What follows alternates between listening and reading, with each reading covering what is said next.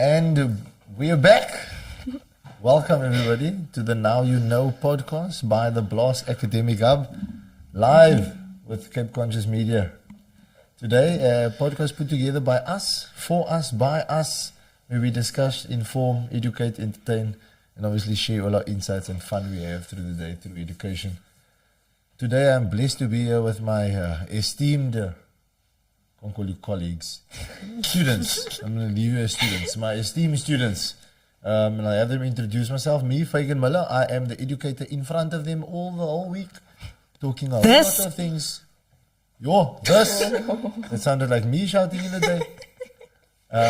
But yeah, blessed to be with them here, and I am one of the educators of the facility. And to my left is, you are? Miss Yusra Lehman.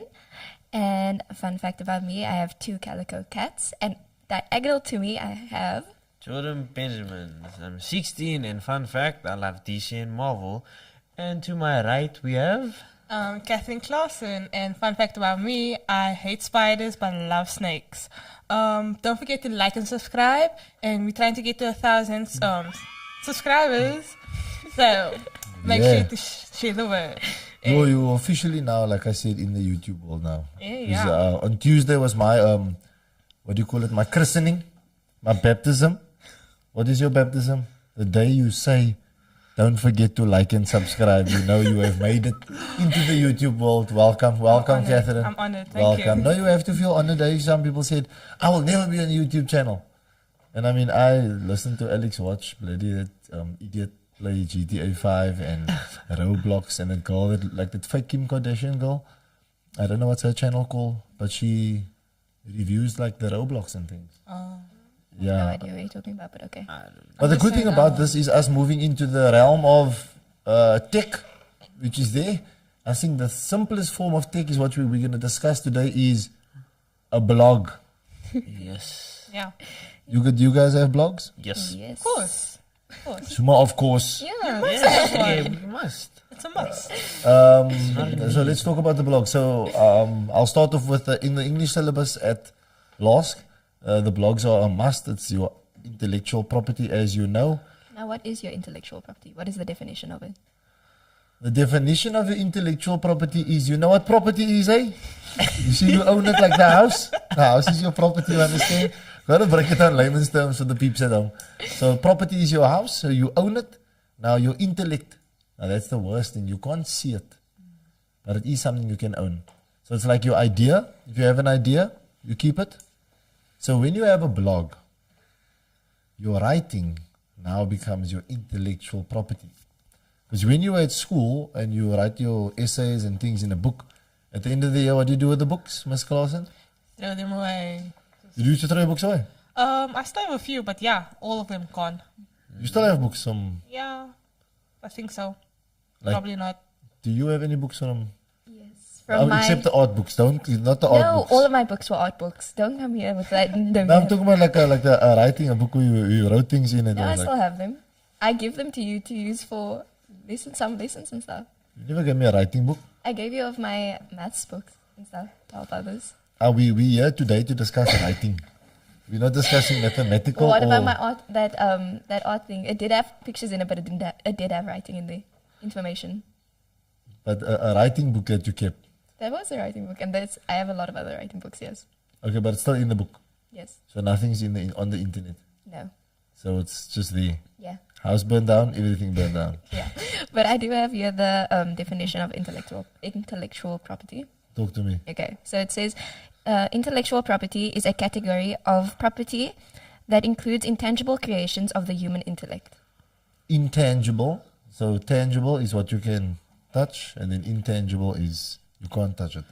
And that's the worst thing about your generation, is that your generation is called the Y Gen. No, it's Gen Z. There we go. There we go. Good. I like you to distinguish that. So that means you listen. So before you was the X Gen. That's where Nantel comes from. Nantel's from the X Gen. They didn't like, if the X Gen was, they're going to go riot now. They're going to go fight. It's walks here down. They're going to get together and throw bricks and stuff. And then there was the generation after, which is my generation, which is what Youngster raps about, is the Y Gen. So we asked why. and your generation is Gen Z, because you were born out of the Y. It's already there. The internet, Correct. Google. Now imagine you are in Gen Z, but you're operating like someone in the Y gen. So that would be still having a book and not publishing it. So why we did the blogs and why the blogs are important. And again, the blog is, I don't think the blog is in the school syllabus again for 2020 in the curriculum. So that's a scare. I don't think the email is even in, which is another scare. So I don't know when they're going to bring the rest of the world to Gen Z. But back to your blogs and why it's important to protect your intellectual property is that everyone has a story. That's important. I'm sure you all have a story. How many blog posts do you, Mr. Benjamin, how many blog posts do you have? What is your blog called for the world to understand? What's the name of it? And go check it out. Manga X15. Manga X15. Yeah, no spaces. Sasuke X. Spell there for the people. What? The Manga, name? what's it? Manga F15. Huh? Manga. Manga F15. I Manga Q, I think. Manga Q. Okay. The nice thing is it resonates with you. You like your anime and everything else that goes with it. My name. So yeah, that's important. How have you been finding the blogs? Good. It was very, and I never used to write anything I wrote like a lot of stuff and I didn't like publish any because I didn't know how. And then you told me, and then I thought, like first time to do it, let's see how it works, and it works very well. When you say works very well, somebody you mentioned it's therapeutic. Who was it saying it's? No, we mentioned something else was therapeutic. How have you found the blogs, Miss Clausen? My blog, Catherine Clausen. Easy, simple, but the name of the blog officially is Kathy's Questions and Queries. But I found like also therapeutic. I don't know who mentioned it, but when we first started, I started to write a lot, like pages, as Fagan knows, pages full. So when we got a chance to like post it, it was actually really nice. So I found it nice. Yeah. And Ms. Lehman, yourself? My blog is called Easily Creative, as is all my other like socials. If you follow me, anyways, I found it very like fun to do, and I love writing of K-pop things to get on Vegan's nerves. But it's cool to see how even like you can see obviously your different way your blog posts are being seen, and the fact that a lot of us have experienced it where it's not just in South Africa, it's being noticed in other places such as like Europe, Russia. I've seen one in like the Netherlands and things like that. So to know that we are able to reach people that are not even in our community is absolutely crazy. And that's the essence of why we should have our blogs in schools and why I give you the blog to do. Because afterwards, I scale with you if you're only waiting for me to tell you when to do. And you must look at your growth of when you started with the blog. Like, you used to wait for me to say, okay, you must post something. And you still have to find your niche in that. So what do you want to write about? Because now you write about everything and anything. And again, Miss Clausen's blog is a bit all over the show, but what I like, all of your blogs are all over the show. You all haven't found your niche. But the important thing is that you're finding how important it is, the creative side of it, which I want to explain is the blog is starting to show what are we discussing? Your brand. The blog is starting to discuss your brand, and your brand is anybody? What is your brand? What people say about you when you're not in the room. So when you're not in the room and people read your blog, they can be like, okay. But some of your blogs look extremely nice now because of certain apps we've been using. And that's important. That's important. We're going to discuss a couple of blog pieces that really stood out. Once I got the most views because everybody got their insights. I think Phoenix's stuff was viewed in Russia. Yeah. I feel like I know some people were viewed in Netherlands and Europe. I've gotten a few or so as well. Nice. It's nice. All South African, yeah. So now it's touching on the principle, how big is your world? Because if you're just writing the words at school in a book, then it's just words on a page. It means absolutely nothing. As they say, even a fool that does action is better than a good genius with an idea. So all those blog posts, and again, your intellectual property is very important because when you leave school, then it becomes your CV. Very important.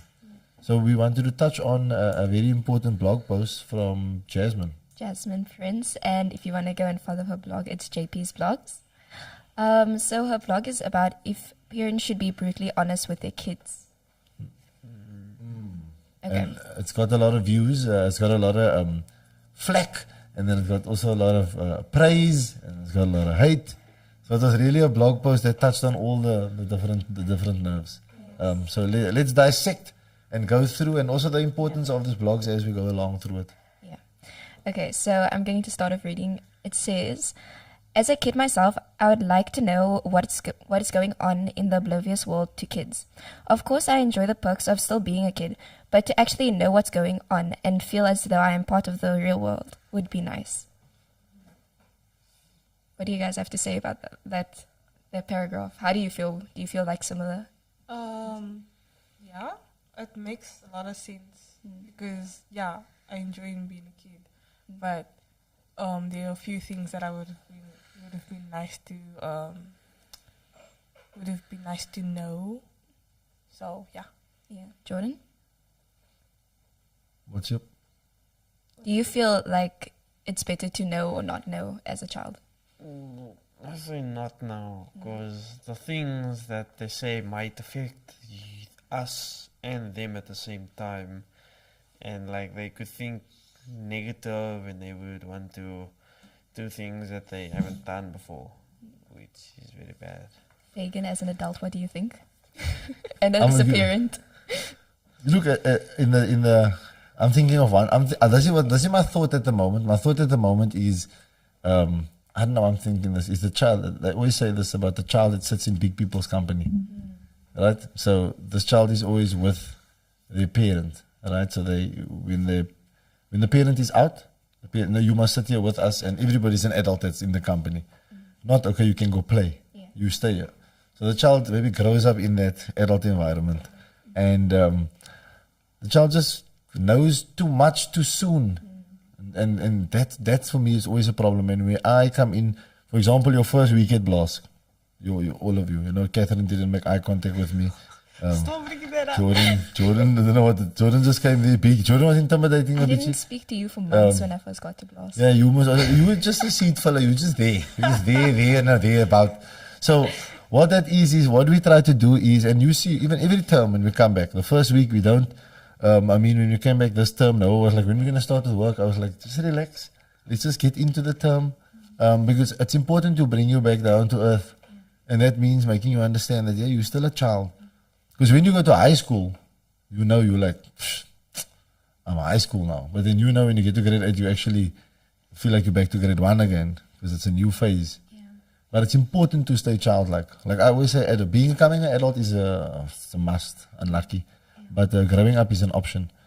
So with the real world and knowing it too soon, it's again, there's things you need to know, like Jordan said, but there's also things that you must be kept a child. You must be taken to the park. You must play on the park. You must play on the jungle gym until you're 16, 17, 18. Till forever. Why Till never forever. stop? I love. I mean, look at when you were at the ninja thing. Turtle Ninja. That's what I mean. I never want to be that adult that if you must go to somewhere like Turtle Ninja, I'm gonna sit there all the time. I'm gonna just watch. Nooit, I'm getting involved. Dave's getting involved. And I think it's just if you can get involved, whatever you can do, be involved. But for children getting involved in the real world, yes, it is important to know. But again, ask the right questions at the right time. Let the children know the right things. It's difficult to say in society. You guys watch everything. I was thinking about it the other day, like, I always talk about it. What's it? Sugar honey iced tea? Remind me? SHIT.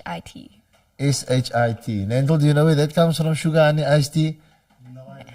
So, on Madagascar, Marty is running to Alex the Lion, and Alex obviously now quiet with him because of what happened was on the ship. And then he ran to him, and then he thinks he's in a hug, and then he runs and he says, sugar honey iced tea. It's an acronym for shit. I'm like, oh, hiding here in plain sight. So again, these are, how do you, and now Alex comes to me and Alex says, Somebody knocks him and he says shit, and I go, don't say that.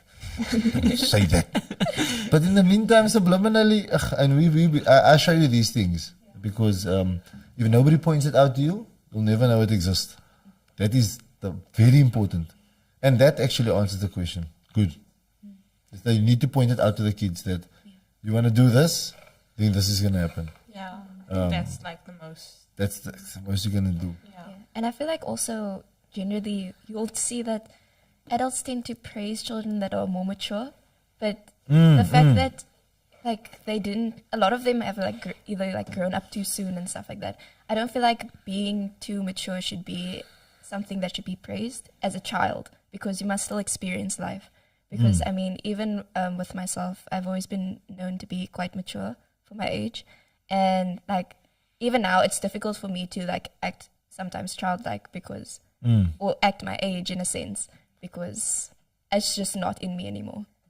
And the small things that people think is mature, like just you going to go fill in the chart or remembering something, because people don't associate things like that with, like if you become an adult, you can't forget to do this. You can't.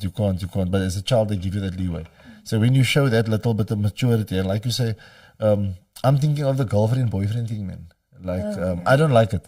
I don't like when your child's at, what's this, primary school already, grade 1, not even grade 1, crash. Who's your girlfriend at school? Who's your girlfriend? You got your girlfriend, that's his girlfriend, that's his boyfriend. So the indoctrination is young already of you need a girlfriend, boyfriend. Besides all the fairy tales, the Cinderellas, the Snow Whites and all of them, that we all know what the Disney stuff portray, that every girl needs a man in her life when it's a total crap. So all of them is looking for a man. What's his name need a man to kiss her. Rapunzel need a man to come up, pull up her hair. Everybody needs a man. None of those women are independent women. So again, now we go for the at home. What do? We do the girlfriend-boyfriend thing. So now the child is 3 and 4. That's a real world thing. So they're already getting in touch with the real world. Did you still talk to your girlfriend today at school? Or 4 or 5? How do you guys feel about that? I feel like it's annoying on my side, because I feel like in my family, You've heard it before, obviously. yeah, it's very common to just hear like, oh, that's his girlfriend or his boyfriend and stuff like that. Even with my one of my younger second cousins, like he's known to like be attached to me, like he likes being with me and stuff, and they start like calling like him, like they start saying that I'm his girlfriend and stuff, and I'm thinking to myself, don't say that about him, don't make him think that, like, because he doesn't need to have a girlfriend, and that's not the type of things you should portray to your 4-year-old child. So I mean, yeah. What about you, Catherine? I feel like as a child, you're still growing up, and the reality of a relationship already coming into that space isn't gonna be good for when they're actually an adult and have to be in a relationship. It's just gonna totally mess with the whole process of that. So when they say as a 5-year-old, oh, you look so cute with your girlfriend or your boyfriend, the child's gonna think, oh, I must always have a boyfriend or a girlfriend because that's cute, that's nice, it's popular, you know. So it's not really healthy per se. Yeah. Mr. Benjamin, you have something to add? I don't think kids should date at a young age because they will think of them, which affects them when they're doing things that are important, like with the homework and the school, because they need to learn so that they can do what they want to do. Because they can date at like an older age, but like not when you were in primary school or at all, or in high school. Because what's the point? You're trying to act cool in front of everyone, or are you trying to use them? Because that's a messed up thing that our generation do now. And I feel like, especially with the fact, like how you, Fagan likes to say, we're the fatherless generation, and we often lack a lot of us lack the connection with one of our parents or such. It often tends to be the case where, since it's so normalized for our generation to have relationships at such a young age, it's a thing where now you've started looking for that like love or attention that you didn't get with a parent within someone else, and that can be damaging to also like. And that's where all the chirps come from. Like we have like the chirps of she has daddy issues or he has mommy issues. Those are that's general things people say. People will say it forever because it's become normalized. But the root of the problem, it's the root. People don't go back to the root. The root is already you bringing the child into the real world a bit too soon, and then very important, too soon. So again, some things you can't control, which is the media. Like you can try to fight it. Before Alex was born, I was like, I'm going to watch everything he watch. I'm not going to let him watch this, and I'm going to be this parent, and what? YouTube, papa. Plus, that man is egg on the laptop. He's potent. I haven't told you, he know how to use the extended screen if we laptop and the TV together. So, I know my pa definitely don't know how to do that. Definitely my pa don't know how to do that. I'm actually going to test that theory to see if somebody else knows that. But he's grown up into the generation. What's he watching now? He's watching fake Sonic the Hedgehog getting with this girl, but then this girl breaks up with Sonic. Now I'm watching this thing and I'm thinking, you must internalizing all this stuff. How do I curb that? And that's again, it has to be explained, that consequence. So bringing someone to the real world, and you guys are in the real world.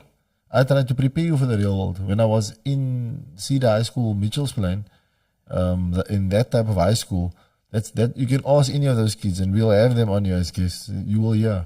I always said, just prepare yourself for the real world. Because the illusion of high school, which is the best years of your life, they don't allow you to spend it as the best years of your life. You actually, now if you, like Jordan say, chasing a relationship you want to use someone for some acclaim or the jock. And again, I say this because I was that around school. I wanted a girlfriend because I need to be quiet. Yeah. And I always say this because I don't want to all the millions and millions of people watching out there to say, hey, but Fagan, you were in the worst on school. I do tell them that all the time, to that camera, this camera, everywhere, all the cameras. I tell them that all the time. Like maybe I should, the people out there, I tell you guys all the time that I was a bully on school with my mouth. I never fought a day in my life. Because I was in the real world too soon. I had the parent that said, right, you're going to drink? You're going to drink here in front of me. Which was like, yo, potent. But not only like that, but as well as like with schoolwork and such like that. Yeah. Because I feel like within mainstream schools, they often like push you to get a lot of work done in a short amount of time, or they pressure you into not actually experiencing life itself, if that makes sense, and making you become mature too early in a sense of having to make sure that all your work is done, having this. By the time, like, you always have that one or like a few children in your class that works really, really hard and like doesn't have any free time and such. And so like they never get to actually live, if that makes sense. And yeah. And later on that just causes a burnout in the person, and that makes it more that they can't be a child if they wanted to be. Yeah. It's balance, man. Like you really need, and it must be taught. That's the thing. Balance must be taught. You must, Haile Selassie said you must balance out your spiritual with your material. And now people would say, hey, you mustn't focus on your material world. Again, this morning when I was reading, don't be sad. It was again about material. You must balance out. You must have nice clothing. Not nice clothing, but you must feel comfortable in the clothing you wear. So you must balance out your material and your spiritual. Yeah. Somebody who likes to wear sackcloth, and by all means, if you're comfortable in it, do it. But you must balance it out, man. So you must feel comfortable, but you must also have play in it. That's your spirit, man. That's why you must have play. You can't have that. I know of the kids that was like, nah, when you go out, don't you go out with friends? No, sir, I don't go out. I'm going to get into university. So I just do my schoolwork all the time. Yeah, but nobody like you. Because you do your schoolwork all the time. Nobody like you in the class. I'm worried about your life. Like, people don't like you. People must like you also. You can be the boffin, but why not? Just look here, do me a favor, give your schoolwork here. Don't do it today. What do you mean, sir? Don't do work today. Don't do any work. You're a normal child. And then you get the people that's too much a child. And then you get the one that's like, hey, childhood, are you mad? I'm already sitting amongst adult company. I'm drinking. I'm doing things. I want to sit with you, sir. Do you know about this stuff? Do you know about this stuff? So that's how I always hear quickly when a child is already in adult conversation, because what they want to talk to me about, and that's important. Yeah. So, if anyone else has any other comments? What a paragraph there, Jasmine. Yeah. What a paragraph. Well done, Jasmine. Okay, so we're going to move on to the next one, which is, I've always wondered if parents are ever concerned about whether their child actually has trust in them or not. Like, do they even care? At this point, it should be clear that children are growing up fast and would like to understand why they are being treated the way they are. I'm pretty sure that if parents communicated with their kids, with their kids, would start to understand the kids themselves, would feel understood by their parents, and kids themselves would feel understood by their parents. There we go. Woo. Okay. So again, this is This is the full post of Jasmine on her blog to the peeps out there. We can drop all your blogs in the comments so that you guys can get more. I think you were on like 300 and odd views. You were on like 50 odd posts already for the year. You also, him. So these people all year are sitting around with more than 50 published articles on the internet there, which is what we need. And for parents out there and students also, please have a blog. Please write about something. So yeah, that's a very important paragraph there. What do you have to say on it, though? What do you have to say about it? Okay.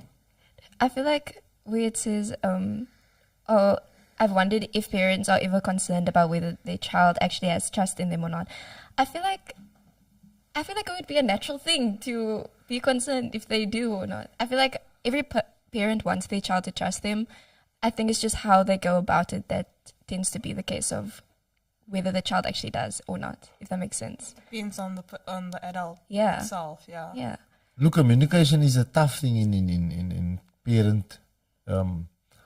Look, for me, this is always brilliant because I love child development. So you need to understand that the parent-child, the parent-child relationship is different. Everybody, like I don't come from a hugging family. We're not huggers. We was the hey. You know, then you get the families that you come and then everybody just hug. I'm a hug. You see, you're uncomfortable if you're not a hugger. And then you get the I love you family, where you hear it all the time. Like I'm now at home, you know, I love you, Alex, I love you, everybody, I love you. But I don't come from a I love you family. I don't come from a hugger family. I come from the no most nah. Nah. So the communication is important. Do you trust the communication? That's what the trust is speaking about, and that's where the parent and the child fall short with trust. But I wanted to find out by you. What do you prefer in terms of communication? Like your preferred communication with your parent, is it the sit me down? And what do you think other children would prefer? Because your preferred communication is maybe not somebody else's. So what is your preferred communication? Sit me down and then we talk about it. Because mine is you can have this, the silent treatment. Let's talk about all the different treatments. The silent treatment, you wait, I don't talk all time to you. You know I'm quiet. You know what you did. That's what they say, you know what you did. And then there's I'm going to sit you down. Don't worry, you know what you did. I'm going to sit you down and talk to you. And then there's the crap you out in front of everybody. And wait for there to be people so that I can crap you out. That's the one. Wait 3 months. Yes. Yes, 2, 3. Yes, 2, 3 aunties. Now I'm going to get you. You remember 3 months ago when you almost came in late here and then you still had something to say? Yeah, she now. Because it's your 2 favorite aunties there, so they must crap you out in front of the aunties. I feel like that with you talk about the problem in front of other people, that makes a child, I feel, lose trust in you a lot. I feel like that's when the children start doing things behind your back and things because like they can't speak to you at all, because if it's something that you disagree with, it's going to be brought up in front of the public, or it's going to be, I feel like Embarrass. yeah, exactly. Don't embarrass. So you say don't embarrass. Don't embarrass. You can To speak all the parents out there, don't embarrass. Yeah. Don't embarrass. Don't do it. Yeah. Don't. You can do You it say that? accidentally as a joke, but not Accidental. like as a joke. I mean, as a joke, like those stupid things where parents will like sing or dance in front of like people as like a joke and things, but not Okay. something where it comes to a serious topic such as like something you've done wrong or something. Okay. You know, showing your flaws to the world, if that makes sense. So parents love to remember. So we talk also. This is your blasting with your school marks. Let's use that as a thing. How did your child do? No, she failed hopelessly. Child waste my money. Like that, or just no, she didn't do too well. Because that's a thing, eh? Yeah, it's a big thing with communication and trust, and then also with relationships. Because also I was in a touch on there with Jordan, like it's reality.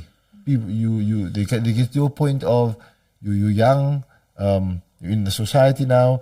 We were speaking about DNA and evolution. You know what's also part of your evolution is that you also evolve. So you experience emotions at a younger state because people were older when they were getting married. Now they're younger when they're getting married, younger when they're having children. So emotions are being when you're younger. So right, you grade 10 and you see this girl and butterflies in your stomach. Oh, it's love at first sight. And you want to be in a relationship with this girl, all right? How do you communicate with your parent now? Like, what would you do? Would you go to your parent and say, "There's this boy, there's this girl, there's this girl, there's this boy. I'm really into them, and what do I do? I just want to know what to do." I'll go to my uncle. Oh, there we go. There's already a point of departure. You got your uncle, you won't go to your mom. Uncle. Sometimes I go to my mom, but like my Why your uncle, he uncle? knows more stuff. Why your uncle though? Because he's married and he and my auntie, they were like he was trying to get with her like with Fagan when him and Kim met. Oh, So it was like that. And then they got married. They had my cousin. And then, yeah. so he's the role model. Okay. So you have something to base on. What is your preferred communication? How do you when I have like a crush and I like talk to my mom? Yeah, would it be your mom like? I'll bring it up loosely, like I'll say, "Oh, I find someone cute at school," or if it's like I really like this person, and I'm like, what do you think I should do? Like I'll talk to my mom about almost everything. So you say open, Yeah. Yeah. It won't, and if I do something wrong, she won't like sit me down. She'll like tell me what I did wrong, and then she'll give me preferred punishment. Like Your preferred Punishment. getting a MCQ, a multiple choice question in here. Going with A, not eating all week. B, not drinking water all week. Or C, all of the above. I love that the just for me, communication is tough with parents, young. Because, if you're the scaller, like you come from a scaller family, like you like scale. Say good. Like I always tell parents as when I used to meet them and see the high scores, like they phone me and they say, what's his name is studying? Then I say, don't make it a thing. Then the child comes to school and they say, sir, you see what? I want to study. I just study once. And they say, ja, nou wil sy lees. They give it 2-3 jaar gelees. Now it's tough when you don't have communication skills. And if you don't have it, the best one is to just listen. So that's my giving out there. If you want to get trust, just listen. Yeah. And don't tell the children secrets if you go through their phones and stuff to the parents. Look, I'm preparing for Alex when he grows up. Don't tell me you're gonna go through all your stuff. Don't go I through know your he's going to stuff. see this. Obviously, he's going to see this, but I'm preparing with you people. Like, I obviously stalk you. Eeg. Bro, I'm an serial stalker. You know that.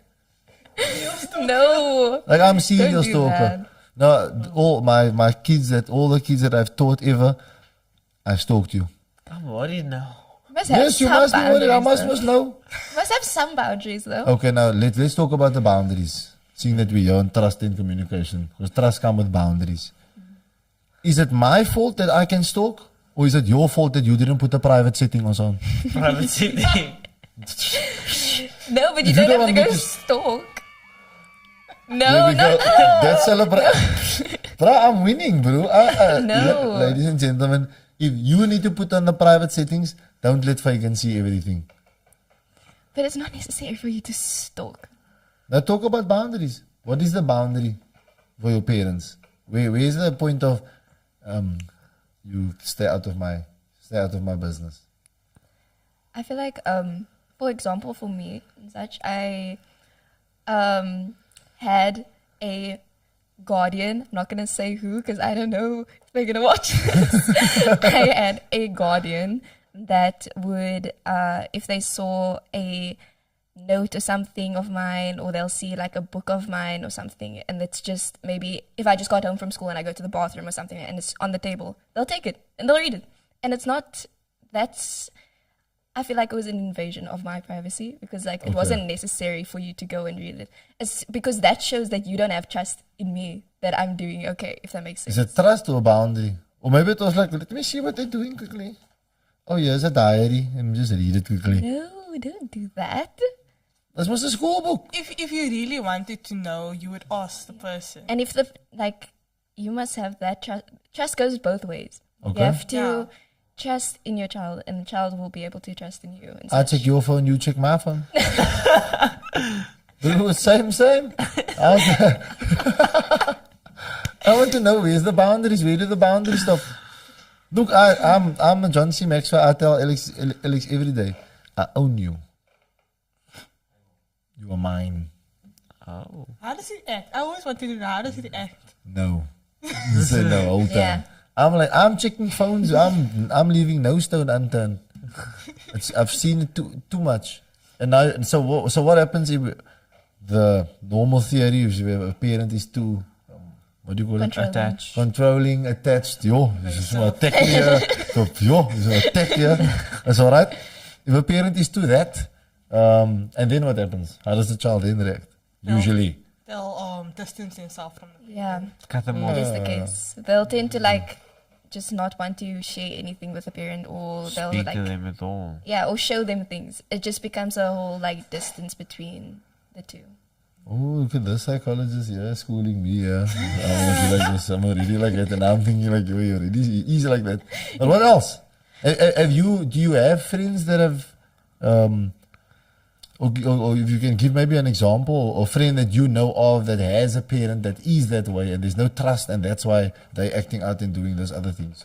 Because you guys have been not the blast friends, but your friends you know from mainstream, and the ones that still acting like crazy there in the school because of a clingy. Do you know friends with clingy parents and just if they get any minute to sneak out and just be crazy, they be crazy? I knew one friend that used to their parent wanted to be very involved, extremely involved with their life and such, and every time they'd just be flat out blatantly rude to the parent, and we as a spectator basically would be like, why are you being rude? Like the parent didn't even do anything. But it's a constant thing of there's that frustration that starts to build up because the parent is constantly on your case, if that makes sense. So it's just constantly that maybe goes to the back of your mind all the time that this parent doesn't trust me in the sense. So why should I Now you guys need to help the parents out there because now remember the movies now, the parent.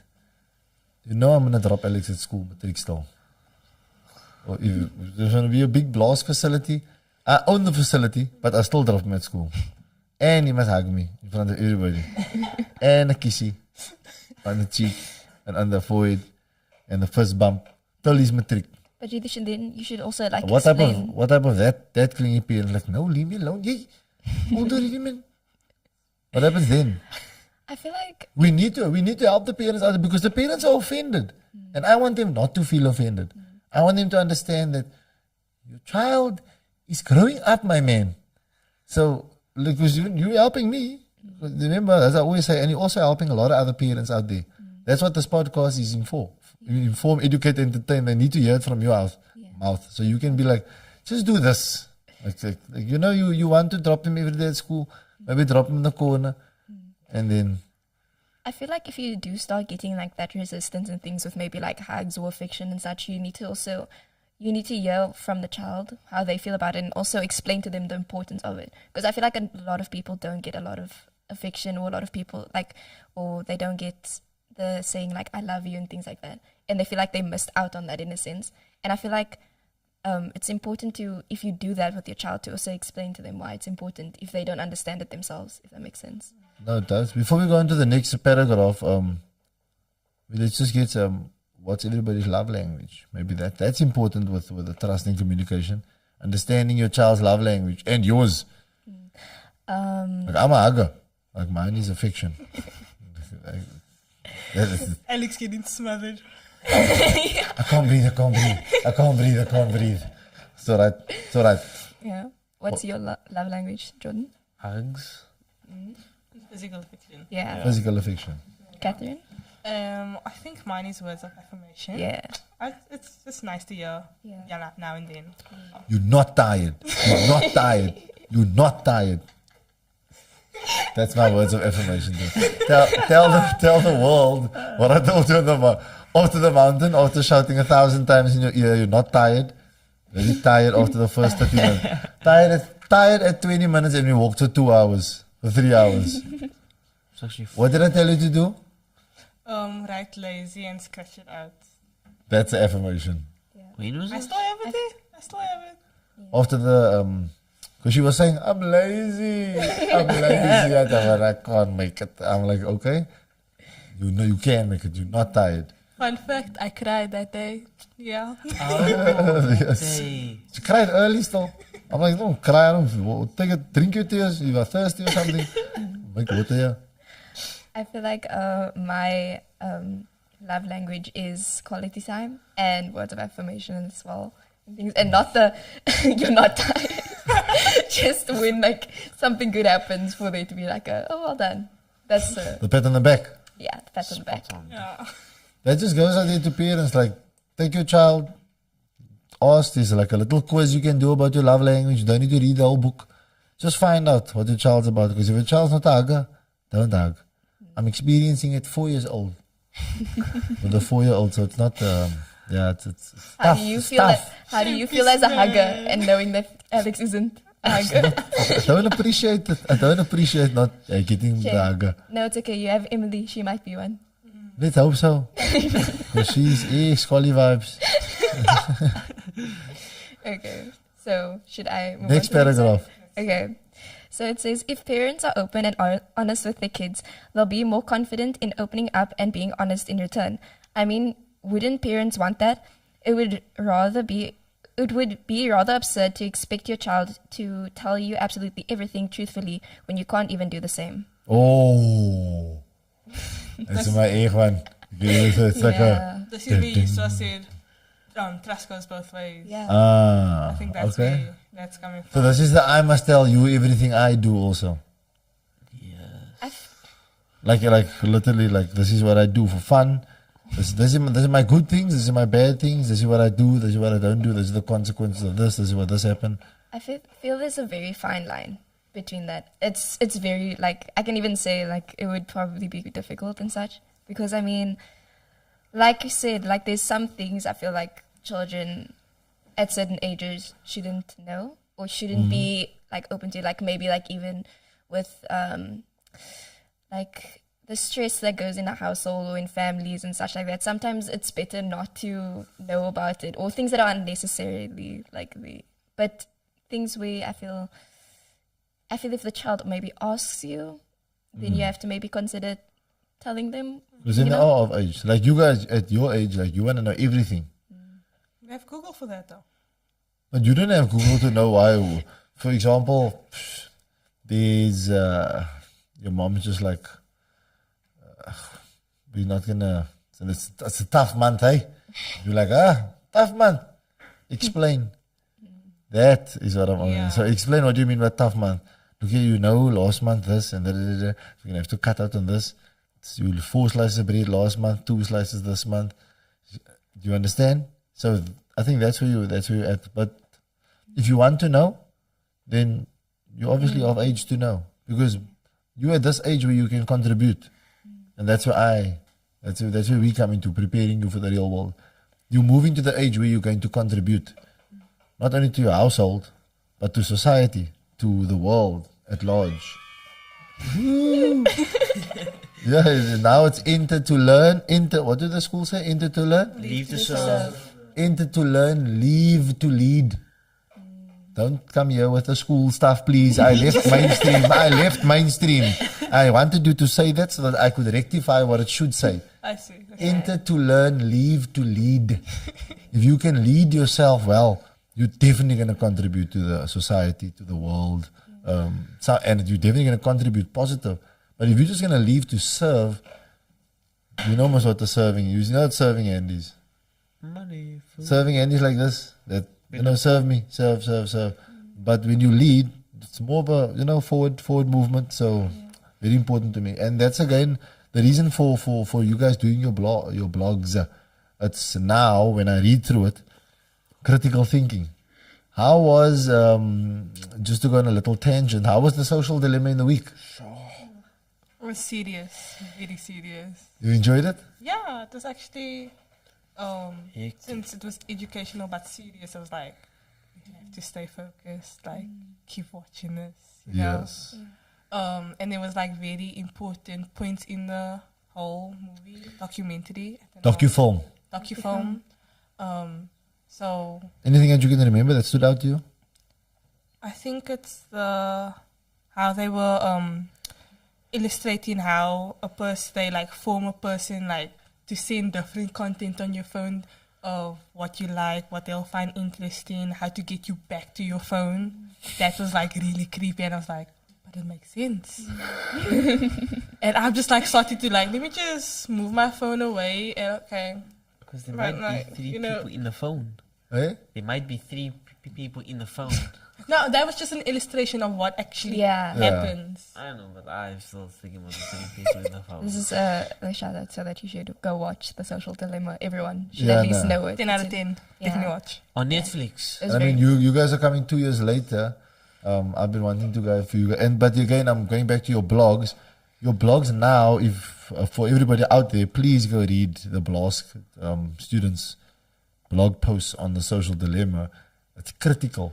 Like your thinking is now critical. You are all moving to the realm, and I mean, what grade are you again? Work towards grade 9. Working towards grade 9. If you were in the mainstream system, you would have been Grade 8. grade 8. I'm saying that because you're already moving into the point of critical thinking. They only want to teach you critical thinking in grade 10, 11, and 12. Because in grade 8 and 9, you're writing about a narrative. Once upon a time, there was Shrek and the Small Brian, all that. And you write maybe a descriptive piece. I went to the beach and the water was majestically blue. They're not gonna. They only allow you. They're only gonna teach you to write critical thinking essays, which is discursive, argumentative essays when you get to grade 10 and 11 and 12. But you guys already are writing critically because you see now it's not just Facebook, it's not just Instagram. So the things you are writing about, and then we moved because the critical thinking. What is the critical thing? What do you think this is doing for you? This is opening up a window now for you. Right, a window of opportunity. Because now, as much as you understand now how the algorithm is controlled, very much so. Creepy. And then the second one we watched, because I just want to tie this in, so we watched The Social Dilemma and we watched James Lani on money. It was 2 things. 2 things on money. Yeah. Yeah. What they won't teach you at school about money and the truth about money. The money trap. The money trap. Keep them poor. Keep them poor. Yeah, you should just hitting off the people at home is like taking shots there. This is the one Sean is hitting me. Keep them poor. The money trap, and simply the rat race. What's the rat race? How do I get the proper definition? I don't No, want to don't give them the Google definition. Give me off the top of your head. What is the rat race? Can I take it against Yes. democracy? Besides that's. Can you give us an explanation? What even if you explain it using the 2 terms, the rat race. What do you think? Make as much as it possibly can in the shortest time period. Who's the rats? I mean, everybody has. You are rat. No matter if you win, you're still a rat. And what's the race? Life. Correct. But the business world, the business side of life. And specifically, that is like living from paycheck to paycheck. Here we go. Yeah. So the rat race is living paycheck to paycheck. So the rat in the maze, that's where the analogy obviously comes from. Looking for you're always running against a brick wall, finding a piece of cheese, and then you must find another piece of cheese, another piece of cheese. Never thinking outside of the box. Because if the rat got out of the box, you can make your own cheese. Ratatouille. Ratatouille, people. Ratatouille. So, Very, very important, the rat race. And just the little things you are rattling off, why I wanted to just spark that is because you have the three of you and everybody in your, all the other students, you're actually accountable to share all this information. Because you can't allow yourself to keep it alone. Because that's what I have to leave school. So they were like, no, don't teach children this stuff. You're mad. Jordan is going to the teachers and saying, Miss, you are not a real teacher. You don't have a business, but you teach economics. And I'm like, ish, why you say that? You say that and they come to me and say, Mala, you're teaching the children all the nonsense. But now I'm like, it does make sense also. You know, so are they talking nonsense? Why don't you just open up a business and then you See can how it actually, goes. see how it goes. And then you're teaching from experience, not only teaching from knowledge. Because knowledge is not power. The application of knowledge is power. And then now you want to fight. And then I was like, nah, I can't fight with people. Let's build a system where I'll find some kids who just don't listen to everything I say. Because, listen to this quote, found this in my book. When the student is ready, the teacher will appear. Yeah, thanks. Next. Okay, so if you open up the communication trail, your child would be more inclined to take that route. While you are the parent and they are the child, you're still part of a give and take relationship. You learn from them as much as they learn from you. So your first learning, remember? We did it on my gamut. Where's your first learning? Where does your first learning take place? Your first learning? School. No, I man. don't know. At home. Your first learning is only taking place with imitation. Yeah. So you only learn from the people around you, from your home. Oh, when you like stuff. Yeah, and just your as we would say in the dusty, your houdings, your behavior, the way you are, the way you act. It's imitation of that, and we don't understand how it grow. We don't grow out of it. You still imitate your parents. Yeah, monkey see, monkey do. Monkey see, must monkey do, or monkey say also.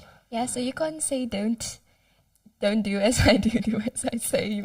Don't do as I do as I say. I must remind you all the time.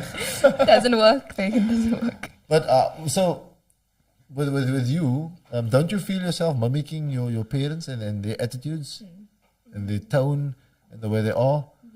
Speak about some of the other things you mimic, not the physical attributes. But Sometimes Oh, I'm I have you mum- at home. I mimic everyone when I'm at home. Like, I'll just say randomly things that you guys say, and it will be so bizarre. And I'm like, no, why? how do you mimic your mom? I don't think I mimic her that much, but I don't think so. Are you sure? Yeah. Mrs. Lawson? Oh, okay, wait. This girl, she mimic you, she Both. don't even know. She mimic you, she don't even know. Both me and my sister copied this from my mom, where we both roll our eyes. You told me in a week, that's why I'm saying. Yeah, And you're learning more from me. yeah. I'll say mate much more now because of Yusra. You see, mate, and the rolling your eyes is important because that is it's an emotional thing you do to people, and those are the traits that's important because you imitate. So again, as parents, we forget that you'll never outgrow us imitating. Yeah. You know what I mean? And I feel like even with the case of not experiencing life or saying, no, I have to do this, putting like work and things above like actually like experiencing life with your child and things can also be imitated. Yes. And such. Like I feel like a lot of parents tend to like if there's something fun such as like even when we went to the rollercade and things like that, how many parents actually like showed up and were like they were allowed to come with as far as I know, Correct. but how many did actually come and experience it with their child? Not I hope. And Three. Yeah. No, and again, I'm 100% with you. The one like with Blas, we're going into a big thing. I want to go into my surf walks with Alex and that stuff. I loved when the parents and just, one day, it's exposing my history. I cried in grade 2, subby, because my mommy didn't come to the parents meeting. And I was quiet. But you know why? Because I was telling the people, nah, my mommy was here. Mommy was here. They're like, nah, bro, they didn't take your mommy's name. They're off on the list. And then the teacher read it out. And she was like, thank you to all the parents who came to the parent meeting last night. We're just going to read if your name is read out and your parent was here. They don't read Mala Achik. Yo, and the other people standing. Young cry, they take me outside of class. Teacher's like, your mommy wasn't here. So obviously I go home and I'm like, mommy, you weren't there. Everybody's parents was there. They're like, nah, they were in the office the whole time. They were talking along to other teachers. So they missed the meeting there. But you see how that little thing of if you do something for that support. Yeah. And this is what I work with a lot of footballers. So I say, what's happening at home? Is your mommy at home? Is daddy at home? Nobody at home. Just mommy, just daddy. If you say you have your mommy and your daddy at home, then I say, no, you have no reason to complain. You have support. How's your relationship with him? I say, if I see your mommy and your daddy at the soccer field, then I'm still worse on you. Then I'm like, my boy, my mommy had to work on a Saturday. My daddy was there, he dropped me and he drive around. You know what I mean? Or you watch our game and I don't see him for the rest of the day, leave me on the field. And what about you? You have both your parents here on the field. You have no excuse. People, I still play with people that's like, yo, all I just want to do is for my girlfriend to come watch me. Or my wife, or my son, or my daughter. That's all I want. So we don't. So the imitation is that. I hope Alex, they will imitate your vigor. Yes, you put a lot of things off too. So the parent would also go, but I hope you're like me one day. See how hard I work for us. You would go, but I want some more time. Yeah. Because that's the most valuable investment. So I feel like also like spending quality time and actually putting that support and stuff in for your child actually has a difference on their self-esteem and confidence and what they think on themselves as well. Because I mean, I know people that feel as though like they don't have that support, so they know like their parents didn't come to support them for certain things or show up for certain things, and they start to feel as though they're worthless. No. That's your main pat on the back you need. Your parent, 100%. Even just showing up it makes a big difference. Rule number 1: just show up. Like literally. The bare minimum. Bare minimum, just show up. And literally in everything. What's the other one? What do I always tell you? Just start. I don't care. Just start. Like, nah, I never used to go support my child. If I go now, they're going to know that I'm just coming to support them now. No. Just start. Yeah. Start. That's important. We would love that. Business. Just start. It's not time yet. Just start. I don't know enough yet. Just start. So even in your answer, just start. Yeah. Just invest in your child. Here Basically. we go. I can relate to that actually. To anything that I've done in life. I just start. You can figure it out while you're doing it. People might not say, it doesn't look the way it should look. At least you started. Yep. You know what I'm saying? And that's that's the principle that's not taught within the system, to just start. The system is teaching us to first know everything before start. Yeah. So it's not teaching us the valuable opportunity of starting when you're not prepared. That's a good one. Build it, they will come. Yes. Again, it's my third Noah's Ark reference for the year. I like that one. That was Phoenix's dad told me, I'm Noah's Ark. I'm Noah building an ark, and they're just coming. I feel like Noah's gonna be in and the then Noah comments also and- was and then Noah was the person who was like, yeah, he's Noah for you. Oh, you know I'm Noah, you might give me a child's name, Noah. Noah's probably going to be in the comments after this. Oh, yes. Yeah. That's most people. Oh boy. We are there, almost? Sorry? Are we there? Where are we now? Okay, so next paragraph. Any comments? We're good to go. Okay. Oh good. Okay. When making decisions, be honest about your past and childhood. It's a great way to help your child understand why you're making the parenting choices you make. If your kid knows about that one situation, they might just take the time to actually listen to you. I feel like that's a very tough thing because it can go either way. It can definitely go either way. It can be a good thing to tell them, but it can be totally bad. Like same with a scenario, you were planning to go somewhere, and it also depends on the child. Like, and then you tell the child you want to be honest with him, so oh, we can't go this holiday. And then they'll be like, oh, okay, why? And then you have to explain that to them, and that could also, that's the honesty part coming in. And you can be honest with them then, and that can, later in the future, can like change how they think about if you're going to cancel things again. Or if you don't tell them, they're just going to be like, maybe something, I don't know, but it can inflict on them of like a thing of really. And I think where Catherine is coming to is the consequences of what you might say. So you Yeah. and but again, it's like you it's what I love about being in this facility and teaching you the things that I'm allowed to teach you is that you sooner or later will you more sooner than later, not sooner or, you more sooner than later are going to understand that what you can control and what you can't control. And you're also going to realize you can only control your reactions and your actions. You can't control other people's actions and reactions. So for every, what's his name? Albert Einstein spec. Every reaction is an equal and opposite reaction. For every action, there's an equal and opposite Oh, reaction. yeah, there you go. So the nice thing is, once you understand that is a life principle. And again, what am I always saying? I'm always using the principle. I'm always using the word the law, so that you understand that if you follow these principles and these laws, these are principles for success, laws for success. And people are people. You know, and that was my favorite. I always say, but why is people like that? Like you ask me every day, and I say, but because people are fickle. That's what it is. It's beautiful. We are made beautifully. We are made so beautifully for so much. Imagine we were so easy to understand. Like for me, like you knock your head all the time, which is again the parent-child relationship. That's why that post got so much flack, got so much comment, got so much heat. It's still being shared amongst parents, amongst what's them, because it's a big debate. So the common ground, and what I wanted to say, the common ground is the honesty, the openness, The communication. the communication, trust.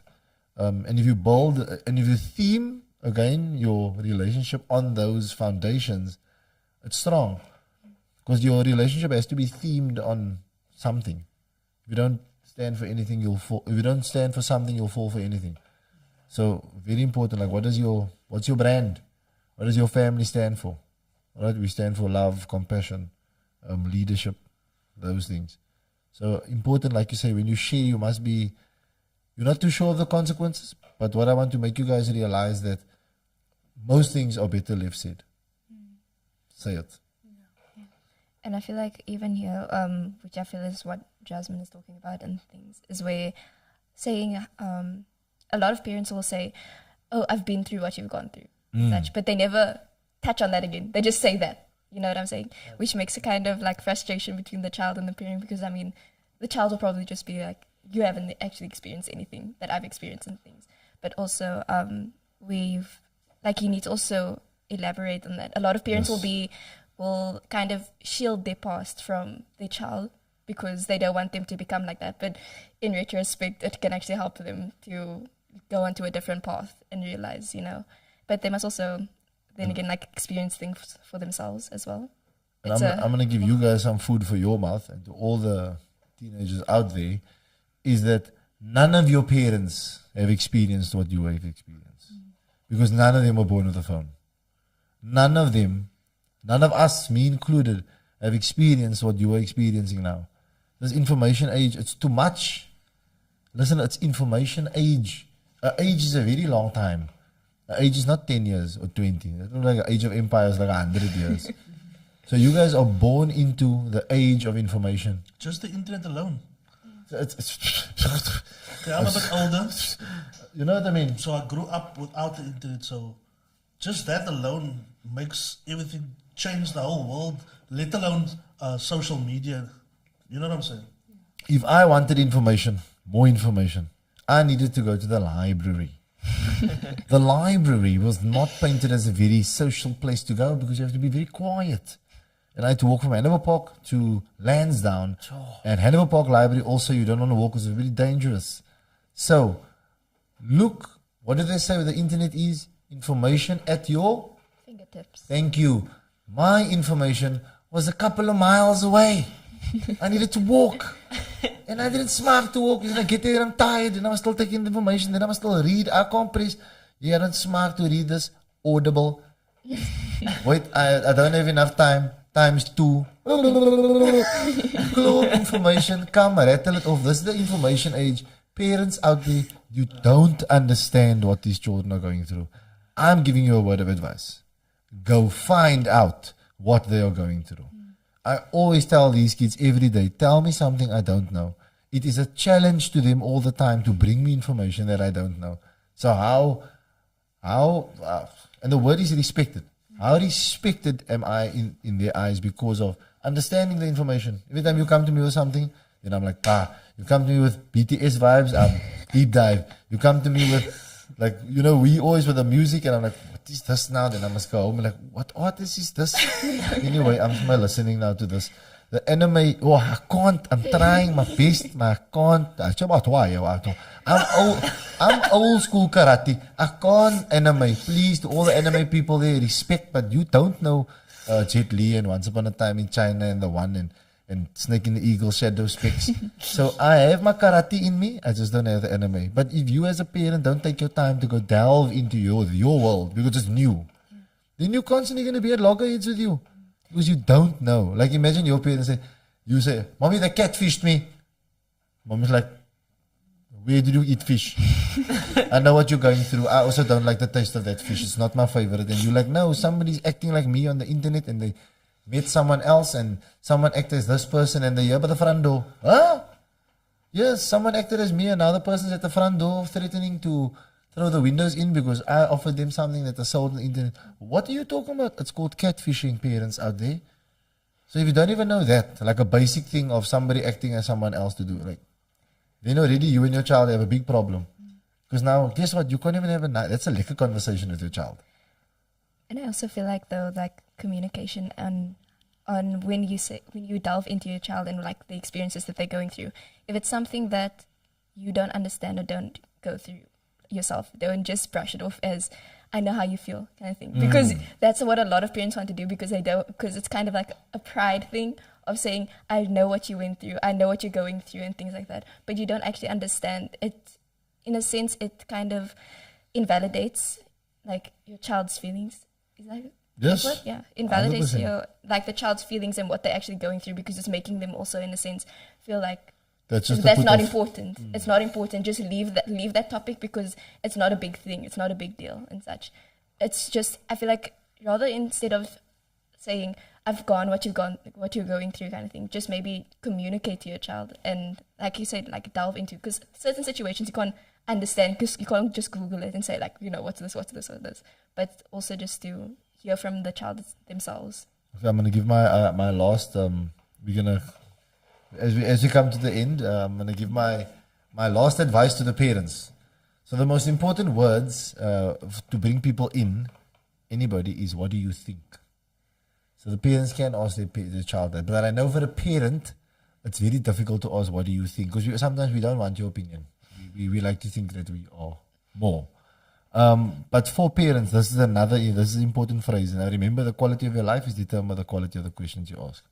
So if you ask your child this, how does it work? Pauses for dramatic effect. Very, very important question. How does it work? You come to a relationship problem, how does it work? Ask you, because your relationships work different. Mommy, I'm in a relationship with this boy for 4 months already. What do you mean 4 months? Yeah, we haven't seen each other. We just chat on WhatsApp. What do you mean? No, that's not a relationship. No, in my time, in this world now, in society, that is, you know what I mean? No, we see each other once or twice at school, but we are boyfriend and girlfriend because we chat every day. In your world today, that is considered boyfriend and girlfriend. We chat every day. We see each other twice a month, but we girlfriend and boyfriend because you only chat to me. I'm sure of it. Now you as the parent come and say, don't lie, man. No. Relax. Calm down and ask, how does this work? And then I'm just going to close us off. Does anybody want to leave us with last fact to the parents about? Spend more time with your child, like how you said, delve into the topic, delve in, like invest time in your child, learn about your child. There we go. Miss Clausen? Being there is a bum. So it's just like, Bare minimum. just start. It doesn't matter if you'll learn from it. So yeah. That's Nice. Mr. Benjamin? Think before you do and say. Think before. You do and say.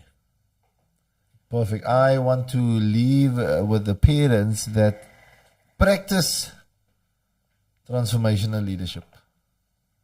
That means ask, what do you think and how does this work? And for the kids out there, it can go both ways. 100%. Yeah. So from our side and the team, for another Now You Know podcast, don't forget to like and subscribe and get us to 1,000 subscribers so that we can monetize this a bit here for Cape Conscious Media. Thanks, Cape Conscious Media, Nantel and everybody. And we'll see you in 2 weeks' time. Woo! Wait, what do they know now? Yeah. Now you know.